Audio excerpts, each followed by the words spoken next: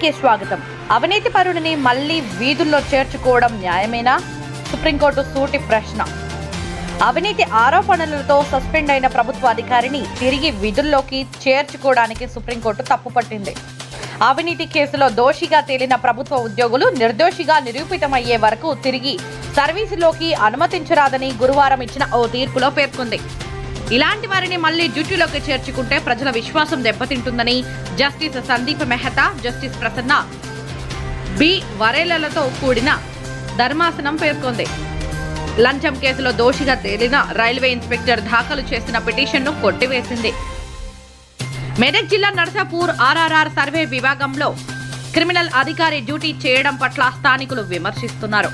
అవినీతి చేసి నెల రోజులు జైలు పాలు అయ్యి అధికారిని ఆర్ఆర్ఆర్ సర్వేలో ఉంచకూడదని పలువురు డిమాండ్ చేస్తున్నారు.